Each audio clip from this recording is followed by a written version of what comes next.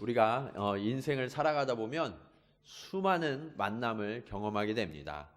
그 만남 중에는 우리가 계획한 만남들도 있지만 전혀 예측하지 못하고 또 계획되지 못했던 그런 만남들을 만나기도 됩니다. 그런데 어떤 만남은 너무나 고맙고 또 그 만남을 기억하기만 하면 미소가 저절로 지어지는 그런 만남도 있지만, 또 한편으로는 그런 만남이 있었나 하고 기억도 나지 않는, 누가 그 만남을 상기시켜줘도 전혀 기억이 나지 않은 그런 만남도 있죠. 거기까지는 그래도 좀 괜찮은데 다시는 생각하고 싶지 않은 그런 만남도 우리가 살아가다 보면 만나게 되잖아요. 그 사람 얼굴 다시는 보고 싶지 않고 그 사람을 생각만 해도 화가 나는 그러한 만남들도 우리는 경험하게 됩니다.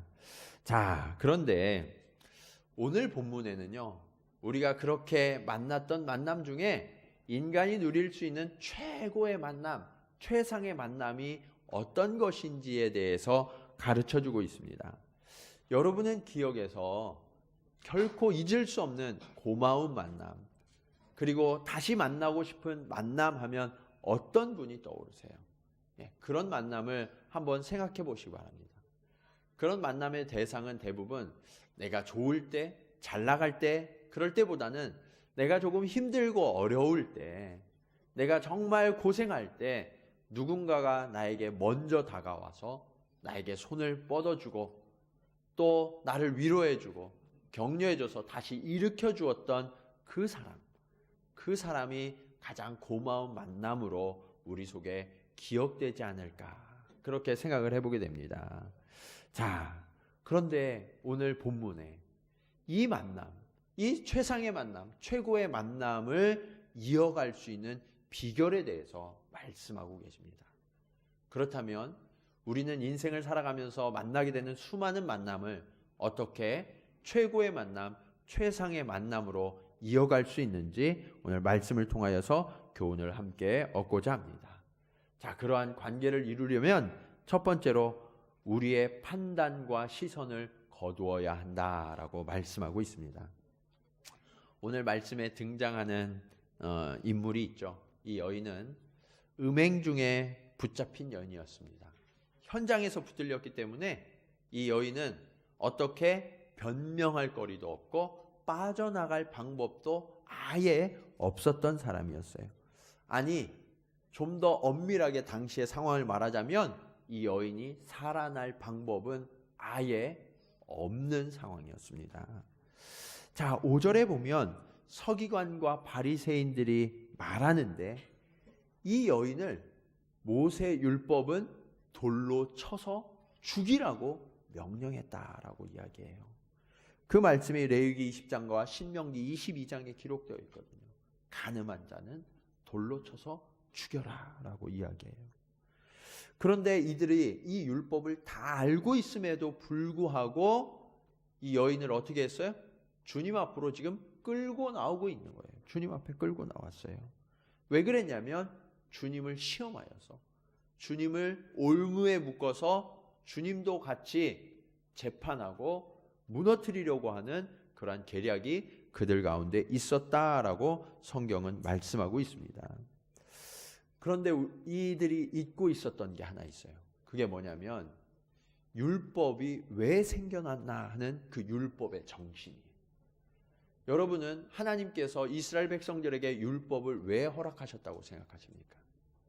이들을 정죄하고 판단하고 넘어뜨리고 그래서 심판하고 벌 주려고 율법을 허락하셨을까요? 그런 것이 아니라 이스라엘 백성들을 세상의 죄와 세상의 타락으로부터 구별하고 이들을 구원하여서 이들의 삶이 어떻게 세상과 다른지, 거룩한 삶이라는 것은 어떠한 것인지를 이들을 통해서 세상 가운데 드러내시기 위하여서, 오히려 그 세상과 구별하여서 이들을 지켜주기 위하여서 율법을 허락하셨다라는 그 율법의 정신을 우리는 잊지 말아야 합니다. 그 율법을 통하여서 사람들은, 이스라엘 백성들은 하나님께 영광 돌리게 되었고, 주님을 알지 못하던 이방인들은 그 하나님의 놀라운 은혜와 사랑 속으로 들어오도록, 그 거룩으로 들어오도록 하나님이 안내하시는 길, 그것을 위하여서 율법을 허락하셨다라는 거예요.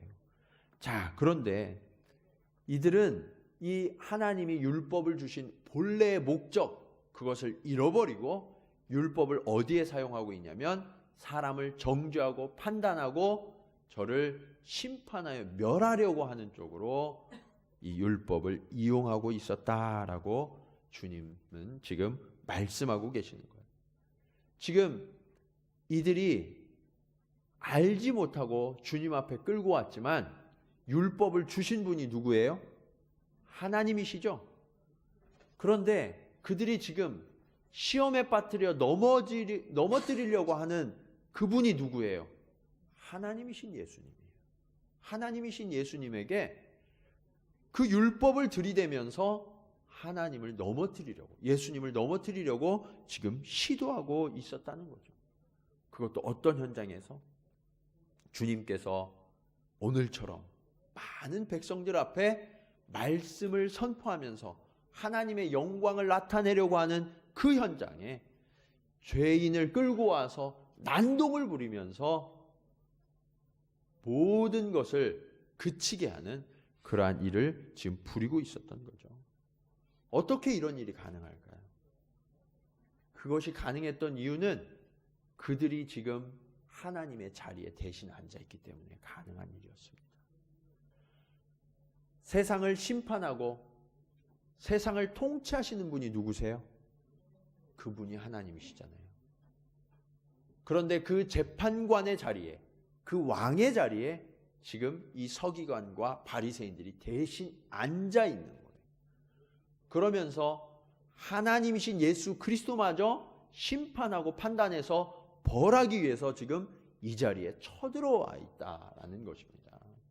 이것이 얼마나 무서운 범죄인지 그들은 미처 깨닫지 못하고 죄를 저지르고 있었던 거죠. 이렇게 가능하게 된 시스템이 지금 작동되고 있어요. 그게 뭐냐면 자기의예요. 자기의. 사람들은 언제 다른 사람들을 정죄하고 판단하냐면 내 안에 있는 의를 기준으로 삼아서 그 의에 다른 사람들이 미치지 못하면 어떻게 해요? 그 사람은 잘못됐다라고 생각해요. 그리고 그를 벌하려고 하죠. 지금 그런 자기의와 또 한 가지 결합된 것이 있는데 그게 뭐냐면 집단의식이에요. 이 집단의식이 굉장히 무서운 건데 집단의식은요, 혼자서는 도저히 할 수 없는 그런 죄와 악을 행할 수 있도록 만들어주는 장이 집단의식의 장이에요. 그렇게 집단의식이 발동되기 시작하면 부끄러움이 없어져요. 죄의식이 없어져요. 그러면서 담대하게 범죄하게 되는 거예요. 지금 주님 앞에 서 있는 이 서기관과 바리새인들이 이 두 가지가 결합되어 있는 거예요. 자기의와 집단의식. 그런데 이것이 예수님 당시에만의 문제가 아니라 지금도 동일하게 그런 문제가 일어나고 있어요. 저와 여러분이 살아가는 그 생활 현장에도 이런 것이 밀접하게 드러나고 있는 것이 있는데 특별히 한국 사회와 일본 사회에 이 자기의와 집단의식이 결합해서 나타난 현상이 하나 있어요. 그게 뭐냐면 이지매예요. 이지매. 한국에서는 왕따라고 하죠.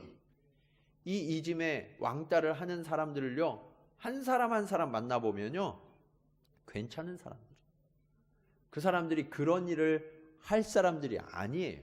그리고 왜 그런 일을 했냐고 물어보면 잘못했다고. 이거 내가 실수한 것 같다고. 내가 죄진 것 같다고. 그렇게 이야기하거든요. 그런데 이 사람들이 집단 속에서 함께 뭉쳐져 있으면 얼굴색이 바뀌어요. 당연한 일을 한다고 이야기해요.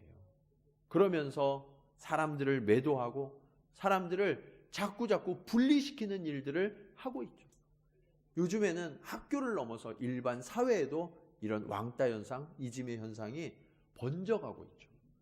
그런데 사람들은 이것이 범죄인지 몰라요. 우리의 삶의 자리에도 혹시 이러한 범죄들이 있다면 우리는 이것이 나의 의와 이 집단의식이 결합해서 일어나고 있는 범죄라는 사실을 우리는 민감하게 캐치하고 그것으로부터 벗어날 수 있어야 합니다. 자, 그런데 우리가 이것을 범죄라고 느껴야 되는 이유가 있어요. 그것은 무엇이냐면 정도의 차이가 있을 뿐 모든 사람은 하나님 앞에서 동일한 죄인이라는 것입니다. 성경은요, 모든 사람이 죄를 범하였음에 하나님의 영광에 이르지 못하였다라고 말씀하고 있죠.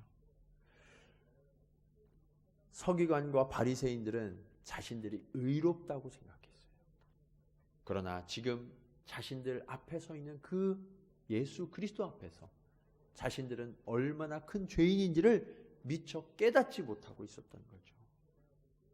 주님은 지금 서기관과 바리새인들 앞에서 이 사건을 통하여 한 가지 교훈을 주고 계시는데 그것이 무엇이냐면 그들의 한계와 그들의 자격이 어디까지인가를 가르쳐주고 계시는 거예요. 혹시 여러분의 마음 가운데는 돌을 들어 치고 싶은 그런 사람이 혹시 없으세요? 네. 내가 정말 돌을 들어서 이 인간을 좀 이렇게 치고 싶다.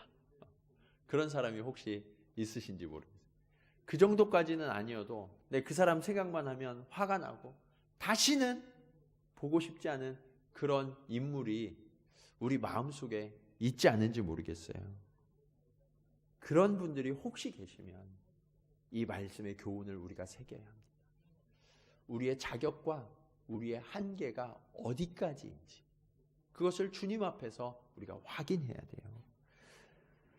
서기관과 바리새인들이 지금 폭도가 되어서 주님 앞에 왔는데 이 무리가 한 가지 잘한 게 있어요. 그게 뭐냐면 주님 앞에 이 죄인을 끌고 왔다는 거예요. 주님 앞에 죄인을 끌고 오니까 어떤 일이 일어났냐면 자신들의 의도한 바는 전혀 상관없는 은혜와 자비가 베풀어지기 시작했던 거예요. 만약 이 여인이 주님 앞에 나오지 못했다면 이런 일이 일어날 수 있을까요? 이런 일은 절대로 일어날 수 없는 일이에요. 그런데 본인들은 오히려 정죄하고 돌로 치기 위하여서 주님 앞에 끌고 나왔지만 주님을 만나니까 이 여인이 살아나는 길이 생기게 되었던 거예요. 이 만남, 이 여인은 주님과의 만남을 결코 잊을 수가 없었을 거라고 저는 믿어요. 이 주님이 아니었다면 자신은 죽을 수밖에 없다는 것을 깊이 깨닫게 되었어요. 그리고 이 소중한 만남 때문에 자신은 자유케 되었고 죄에서 용서를 받았고 이제 변화할 수 있는 계기를 만나게 되었던 것입니다. 반대로요, 가장 어리석은 일이 뭐냐면 가장 어리석은 일은 사람들 앞에서 그 상대방을 비난하고 악한 소문을 퍼뜨리는 거예요. 어제 큐티 본문에 이러한 너무 좋은 예가 등장했어요. 그게 누구냐면 아하수에로 왕이죠. 아하수에로 왕이 술이 취했어요. 잔치를 벌이다가 술이 취해서 생각난 한 사람이 있어요. 누구냐면 아내 와스디. 이 왕비가 너무 예쁜 거예요. 이 왕국에서는 이보다 예쁜 여인이 없었어요. 그래서 어떤 마음이 들었냐면 술김에 이 여인을 사람들 앞에 좀 자랑하고 싶은 그런 마음이 들었던 거예요. 그래서 왕비를 사람들 앞에 서도록 초청했는데 왕비가 왔어요, 안 왔어요? 안 왔어요, 안 왔어요. 수치로 여겼던 거예요. 아무리 왕이어도 나를 그렇게 눈요깃거리로 사람들 앞에 세워 거기엔 동의할 수 없어 라고 하면서 이 왕비가 거절했죠. 그런데 이 왕은 이미 술에 취해 있었어요. 그러니까 어떻게 했어요? 왕비가 감히 나를 이 많은 백성 앞에서 모욕해? 절대로 용서할 수 없어. 그러면서 왕비의 험담을 막 하기 시작해요. 그러니까 신하들이 뭐라고 그래요? 왕비를 폐위하셔야 합니다. 그 왕비를 그대로 두면 왕의 위신이 완전히 떨어지는 거예요. 네, 왕비를 폐위하실 뿐만 아니라 온 나라에 있는 여자들이 남편에게 복종하도록 조서를 쓰십시오. 기회를 타가지고 남자들이 득세하기 시작했어요. 그래서 어떻게 했어요? 그거 좋은 생각이다. 그래서 조서를 써서 왕비를 폐위시켰죠. 다음날 술이 깼어요. 자기가 저지른 짓을 그때서 알게 됐어요. 후회하고 신하들에게 이거 어떻게 하면 좋을까? 라고 했는데 신하들이 어떻게 해요? 이 왕비가 다시 복권되는 날에는 우리의 목이 떨어지는 날이잖아요. 그러니까 더 악한 생각을 해요. 와스디보다 더 예쁜 여인을 뽑아가지고 왕비로 세우십시오.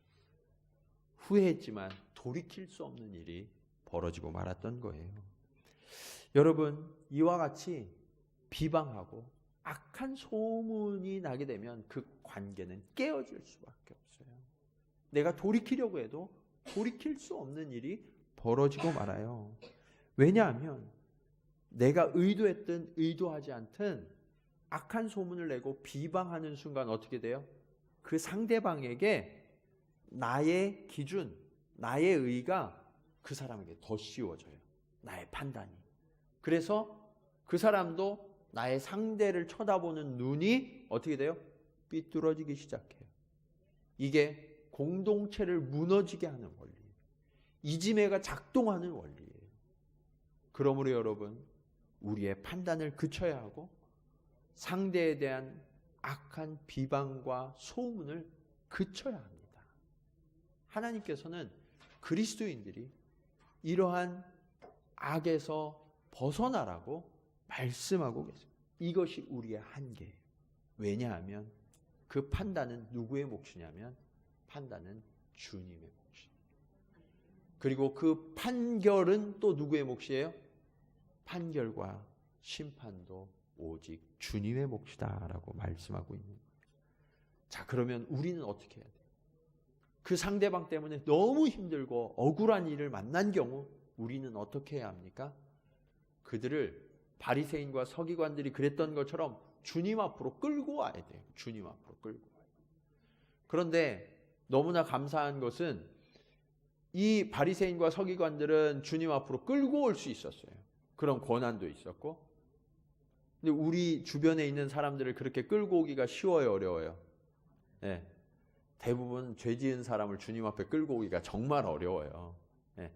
그런데 그들을 주님 앞에 세우는 방법이 딱 한 가지 있어요. 그게 뭐냐면 기도예요. 기도하면서 그들의 영혼을 주님 앞에 세우는 거예요. 그들의 영혼을 주님 앞에 세우면 주님께서 그들을 찾아가 주시고 우리의 관계에 개입하셔서 하나님의 공의로운 판단과 하나님의 역사하심이 우리의 관계 속에 시작됨을 믿으시기 바랍니다. 나의 원망과 나의 분노가 계속해서 쏟아질 때는 우리는 그런 일을 경험할 수 없어요. 그러나 나의 판단을 그치고 그 영혼을 주님 앞에 내어 맡기는 순간 하나님의 개입하심과 하나님의 섭리하심의 역사가 시작됨을 우리는 기억해야 합니다. 우리의 관계 회복과 또 축복을 누리는 비결, 두 번째는 긍휼의 시선으로 바라보라라는 거예요.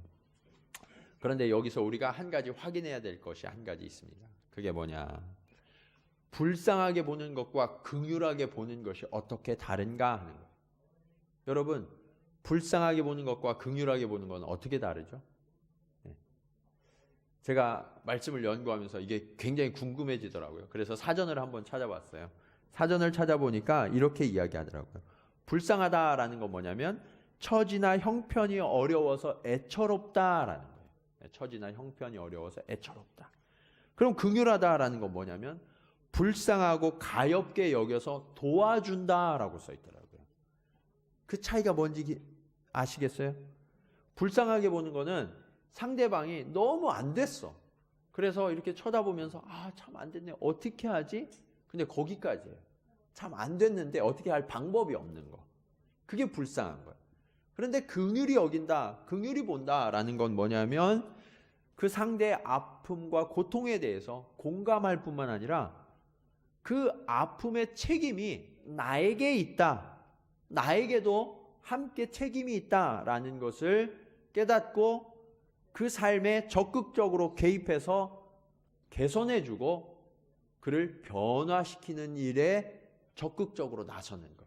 이것이 긍휼히 바라본다라는 의미라는 거예요.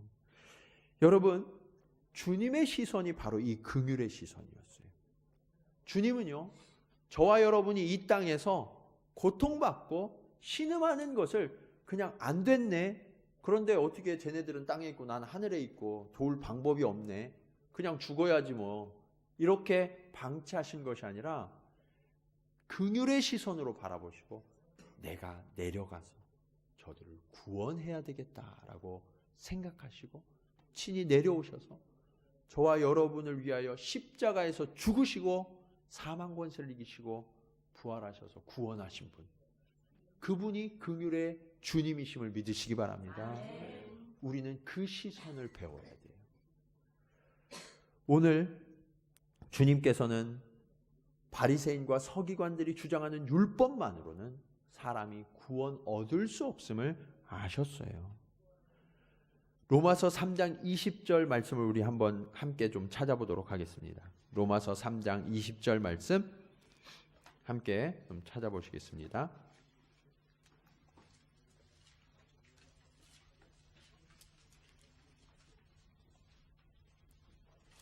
자, 다 찾으셨으면 우리 함께 읽겠습니다. 시작.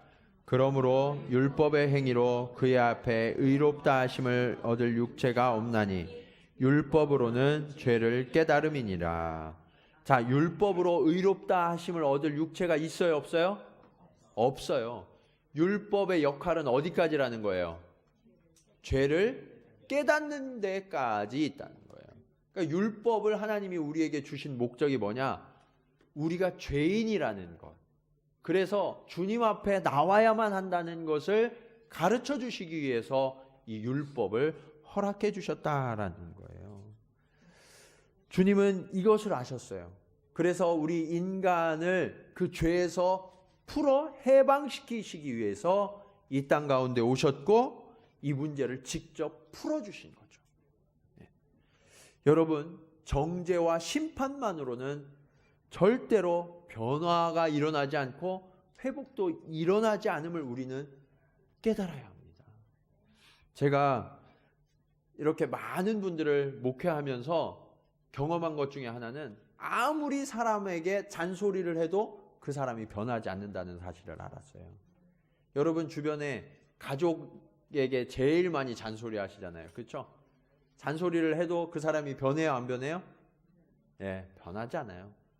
아무리 우리가 말하고 판단하고 정죄해도 그것으로는 변하지 않더라고요. 근데 제가 이 설교를 가끔 하거든요. 설교하면서 이 말씀을 가끔 드려요.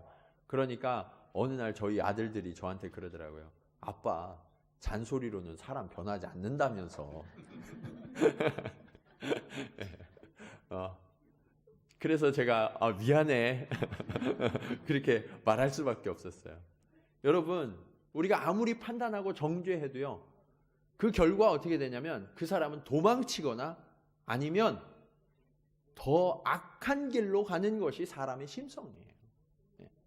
그렇기 때문에 우리는 어떻게 해야 되냐면 주님 앞으로 그를 세워야 돼요. 주님 앞으로.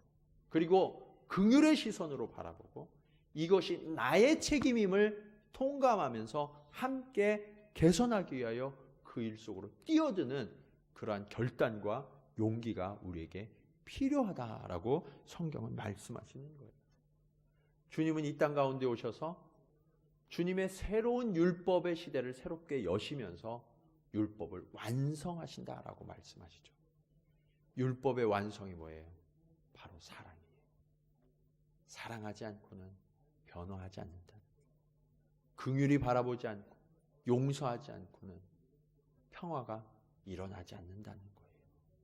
주님은 이제 그러한 새로운 시작이 저와 여러분의 관계 가운데 시작되길 원하세요. 그것이 바로 긍휼의 시선을 가지라는 주님의 명령. 그것을 주님이 말씀만 하셔도 우리가 알 텐데 아주 극적인 장면으로 보여서 모델링으로 가르쳐주고 계세요. 오늘 주님 앞에 서 있는 바리새인과 서기관들의 눈빛을 한번 상상해 보시기 바랍니다. 그들의 눈빛은 어떨까요? 그들의 눈빛은 적대감과 멸시와 살기로 가득한 눈빛이었어요. 그리고 주님이 뭐라고 말씀하시든 상관없이 사실은 돌을 들어서 그 여인을 치려고 하는 마음이 그들 가운데 가득해 있었어요. 주님은 어떻게 그들의 시선을 돌리셨는가? 주님이 그들을 이렇게 똑바로 쳐다보고 그들과 맞서서 대응하셨다면 아마 그것이 어쩌면 잘 되지 않았을지 몰라요. 그런데 그들의 예상과는 전혀 다른 쪽으로 주님이 행동을 하기 시작하셨어요. 그게 뭐예요? 주님이 갑자기 땅바닥에 앉으세요. 그리고 땅에 뭐라고 글을 막 쓰세요.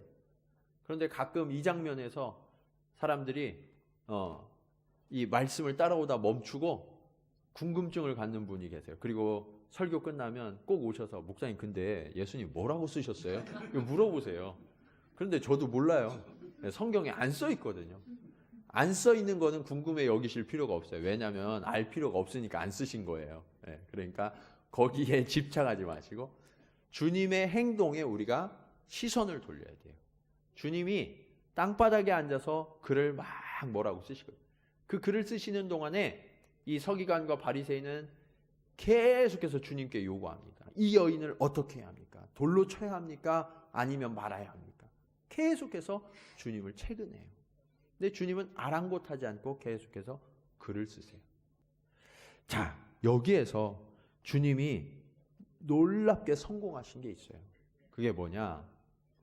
사람들이 이 여인을 쳐다보고 여인에게 집중할 때에는요, 분노가 점점 상승했어요. 그래서 이 여인을 바로 쳐서 죽이지 않으면 그 분노가 해결되지 않을 것 같은 분위기가 그 회당에 꽉 찬 분위기였어요. 여러분도 보기 싫은 사람을 계속해서 쳐다보고 있으면 어떤 마음이 들어요? 네? 일부 예배 때 제가 이 질문을 드리니까 어떤 집사님이 1초도 안 돼갖고 짜증나요 그러는데 그 짜증난 얼굴이 금방 이렇게 묻어나시더라고요. 그 얼굴을 계속해서 묵상하면요, 쳐다보면요, 짜증이 나요. 분노가 나요. 그러면서 내 마음에 악이 가득 차게 돼요. 좋은 감정이 아니죠. 부정적인 감정이 내 안을 가득히 지배하게 돼요. 사람뿐만 아니라 죄의 현장이나 어떤 사건을 계속해서 곱씹고 묵상하게 되면 그것이 나에게 주는 유익은 하나도 없어요. 오히려 내 마음이 피폐해지고 내 마음이 주님이 아닌 악으로 점점 더 채워지는 거예요. 우리를 벗어나지 못하도록 그것이 강력하게 나를 붙드는 올무가 되어버리고 말이죠. 여러분, 그렇기 때문에 우리는요, 이 부정적인 생각, 부정적인 시선을 돌려서 주님을 향해야 돼요. 주님은 지금 이 바리새인들, 서기관들의 이 부정적인 시선을 여인에게서 떼어서 주님께로 이끌고 계셨던 거예요. 주님이 높은 곳에 서신 게 아니라 오히려 낮아지셔서 땅에 앉으셔서 바닥에 글을 쓰시면서 그들이 더 낮은 곳을 바라보도록, 그리고 주님께 집중하도록 그렇게 이끌고 계셨던 거죠. 이것이 아주 성공적인 방법이 됐어요. 그래서 이제 그들의 마음이 조금씩 분노와 격한 감정에서 벗어나게 되었던 거죠. 우리도 마찬가지. 사람을 바라보고 사건을 바라보면 분노할 수밖에, 점점 더 격해질 수밖에 없어요. 그리고 어떤 극단적인 선택으로까지 몰고 가는 사람들도 있어요. 그때 그 사슬을 끊어내야 돼요. 우리의 시선을 주님께로 향해야 한다는 사실을 꼭 기억하시고 그 주님을 향하여 눈을 드는 저와 여러분이 되기를 간절히 축원합니다. 자, 저와 여러분의 시선 속에는 어떠한 감정이 묻어나 있습니까? 긍휼의 시선입니까? 아니면 분노의 시선입니까? 옆에 계신 분들을 한번 쳐다보세요. 옆에 계신 분의 눈을 한번 쳐다보세요. 눈을 한번 쳐다보시고 그분의 눈에 긍휼이 들어있어요? 분노가 들어있어요? 우리의 시선이 누구의 아픔과 누구의 고통을 녹여주는 그러한 따스한 긍휼의 시선이 되기를 간절히 축원합니다. 주님은 그렇게 그것이 우리 공동의 책임이라. 그리고 주님이 그 속으로 개입하셔서 직접 이 문제를 풀어주시겠다고 말씀하고 계시는 거예요. 오늘 말씀의 세 번째 교훈, 마지막 교훈을 우리가 함께 보겠습니다.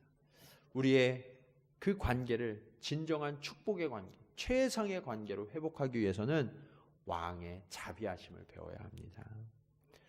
우리는요, 이제 왕의 자리에서 내려와야 돼요.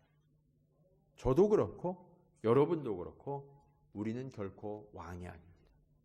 재판관도 아니에요. 우리가 누군가를 판단하고 누구를 정죄하던 그 자리에서 우리는 지체 없이 내려와야 돼요. 그리고 그 자리에 예수 그리스도를 모셔드려야 합니다. 그 주님은 무심하신 듯이 사람들에게 너희 중에 죄 없는 자가 먼저 돌로 치라라고 말씀하셨어요. 그리고 아무렇지도 않게 다시 땅에 앉으셔서 글을 또 쓰기 시작하셔요. 주님은요, 여인에게 그러셨던 것처럼 그 서기관과 바리새인에게도 시선을 두지 않으셨어요. 저는 이 말씀을 보면서 깜짝 놀랐어요. 왜냐하면 그 전에 예수님 같으면요, 서기관과 바리새인들을 향하여서 책망하셨을 거예요. 회칠한 무덤이라고, 독사의 자식이라고. 그런데 지금은 예수님이 한 번도 그들을 쳐다보지도 않아요. 그리고 시선을 거두어서 예수님이 땅만 쳐다보시고 글만 쓰시고 계시는 거예요. 그렇게 되자 어떻게 됐어요? 그들이 하나씩 하나씩 양심의 가책을 느꼈다라고 말씀하고 있어요. 그리고 그 자리를 떠나기 시작하죠. 돌들을 다 내려놓고. 그것이 느껴졌던 거예요. 주님의 그 모습 앞에서. 아, 나도 똑같은 죄인에 불과하고 내가 돌을 던질 수 없는 자이구나 하는 것을 깨닫게 되고 이제 돌을 내려놓고 그 자리를 벗어나고 있었던 거죠. 저는 이 말씀을 연구하면서 아주 재밌는 구절이 하나 눈에 들어왔어요. 그게 뭐냐면 예수님이 그들이 다 나가니까 여자 외에 아무도 없는 것을 보시고 너를 고소하던 자들이 어디 있느냐라고 물으시는 장면이에요. 그러니까 예수님이 그들이 다 나갈 때까지 바닥에 앉으셔서 쳐다보지도 않으시고 계속해서 글을 쓰셨는데 그 글을 얼마나 오랫동안 쓰셨을까 하는 생각이 들더라고요. 네. 여러분 한번 생각해 보세요. 그 무리가 살기가 등등해가지고 막 왔어요. 그들이 다 돌을 내려놓고 가기까지는 상당히 오랜 시간이 기다려야만 했을 거예요. 그 시간 동안 주님은 누구도 책망하지 아니하시고 묵묵히 기다리시면서 바닥에 글을 쓰고 계셨어요. 저는 그 내용보다도 주님의 마음에 그들을 향한 기도가 담겨져 있지 않았을까 하는 생각을 해봅니다. 그 기도의 역사가 그들의 모습 가운데 이루어지고 있었던 거죠. 여러분, 우리가 가끔 예배 드릴 때도요, 이렇게 늦게 들어오시는 분들이 계세요.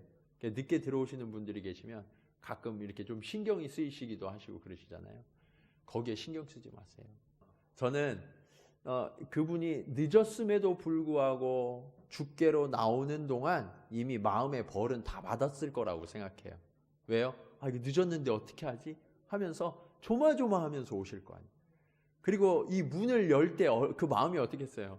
이 문을 열 때 누가 나 쳐다볼까 봐 두렵고 떨리는 마음으로 문을 여시지 않겠어요? 네. 그래서 여러분 쳐다보실 필요가 없어요. 네. 우리가 얼마든지 그들을 이해하고 안아주고 포용해주고 그런 공동체가 되어야 합니다. 하나님은 교회의 문을 열고 들어오는 순간 주님의 자녀들이 여기는 정말 안전한 곳이야. 여기는 정말 편안한 곳이야. 여기는 기쁨과 감사가 용서가 넘치는 그러한 곳이야 라고 느끼기를 원하세요.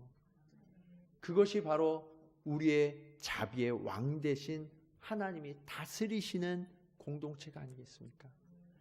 저와 여러분에게 주님은 그렇게 말씀하고 계시는 거예요. 여러분, 이제 우리가 반드시 기억해야 할 사실은 판단도 심판도 용서도 우리가 할 수 있는 일도 우리의 몫도 아니다라는 거예요. 주님께서 죄 없는 자만 돌로 치라라고 말씀하셨듯이 용서도 누가 할 수 있냐면 죄 없는 자만 할 수 있는 거예요. 그래서 우리가 주님 앞에 나오는 거예요. 세상에 죄가 없으신 분, 그분은 오직 예수 그리스도 한 분이시잖아요. 그분이 저와 여러분을 용서하셨잖아요. 그리고 우리가 그 용서의 대열에 함께 참여하도록 초청하고 계시는 거예요. 주님 앞에 나왔을 때만 용서를 받을 수 있다는 것을 알게 되는 거죠. 모두가 다 떠나고 주님과 이 여인만 남게 되자 주님이 일어나셔서 여인에게 말씀하세요. 너를 고발하던 그들이 다 어디 갔느냐? 너를 정죄한 자가 없느냐? 주님이 다 떠나고 없습니다 라고 말하죠. 그때 주님이 놀라운 말씀을 주죠. 이게 뭐냐면 나도 너를 정죄하지 않겠다. 여러분, 이 말씀의 의미는요, 너는 죄가 없어 이게 아니에요. 죄가 있어요. 분명히 죄가 있어요. 변명할 수 없는 죄인이에요. 그런데 주님이 뭐라고 말씀하시냐면 내가 너를 판단하지 않고 그리고 너를 벌하지 않겠다라고 말씀하십니다. 이것이 이 여인의 상태이고 지금 이 자리에 있는 저와 여러분의 상태예요. 우리도 죄인이에요. 그런데 주님께서 우리를 정죄하지 않으시고 우리를 용서하셔서 주님의 자리에 나왔고 그 상태 그대로 주님이 우리를 뭐라고 부르시냐면 의롭다고 불러주시고 그리고 우리를 당신의 자녀다라고 불러주고 계시는 거예요. 한 가지 요구가 딱 하나 있었어요. 그게 뭐냐? 다시 죄를 범하지 말라. 저는 이 여인이 이 주님의 용서를 받고 나서는 절대로 죄를 짓지 않았을 거라고 생각해요.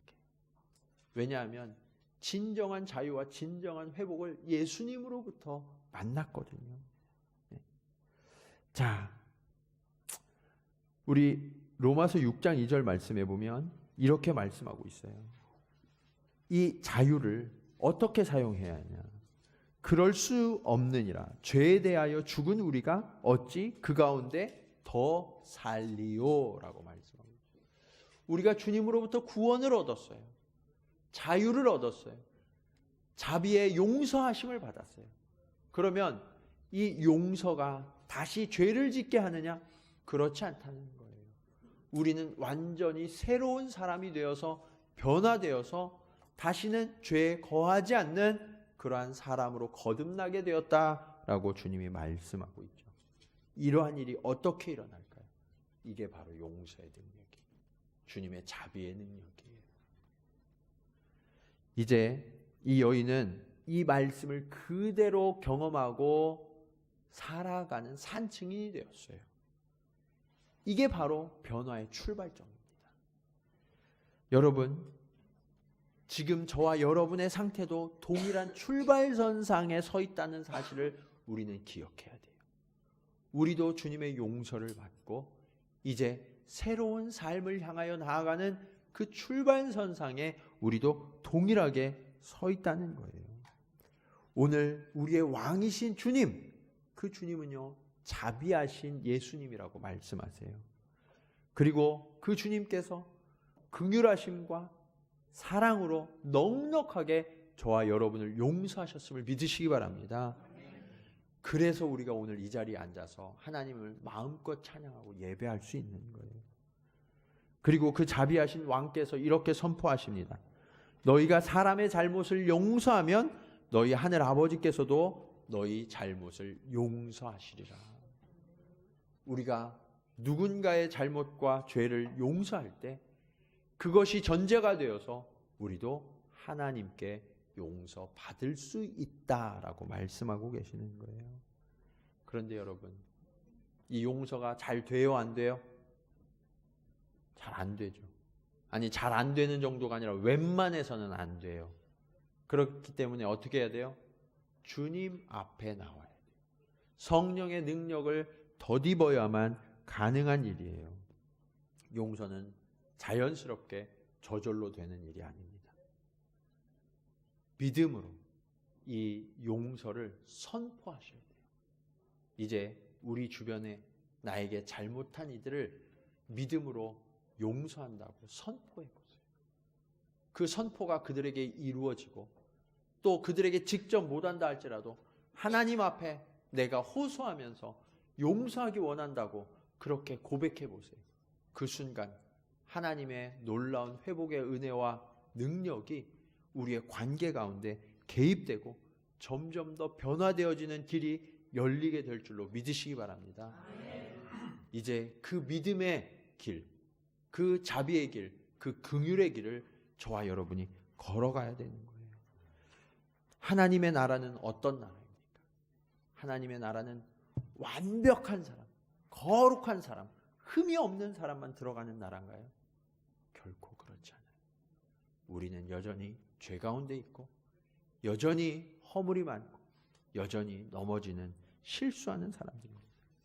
주님의 나라는 그렇게 내가 여전히 죄인, 여전히 허물이 많고 여전히 넘어지는 자임을 깨달아서 주님을 의지하는 자, 그리고 그 주님의 긍휼과 용서를 맛본 그런 사람들이 함께 모여서 그 공동체에서 서로를 세워주고 서로를 일으켜줘서 그 변화의 과정 속에 놀라운 은혜를 경험하는 사람들, 그 사람들이 모인 공동체가 바로 교회이고 주님의 나라예요. 이 나라에는 누가 와도 차별되거나 소외될 수 없어요. 우리는 누구든지 품을 수 있는 넉넉한 사랑과 넉넉한 자비가 우리 가운데 있어야 합니다. 이 나라에 들어오기만 하면 누구나 안전해요. 누구나 안식할 수 있어요. 누구나 평안을 누릴 수 있어요. 그 나라의 왕이신 주님, 그 주님이 저와 여러분의 왕이심을 믿으시기 바랍니다. 이제 우리의 교회, 우리의 가정, 우리의 일터, 그리고 우리가 속한 모든 삶의 자리, 그리고 그 속에서 만나는 모든 만남에 자비가 선포되어지고 회복이 선포되어져서 하나님이 허락하여 주시는 최고의 만남, 그 최상의 만남을 우리가 회복하고 그것을 이어갈 수 있는 저와 여러분이 되시기를 주님의 이름으로 간절히 축원합니다. 기도하시겠습니다.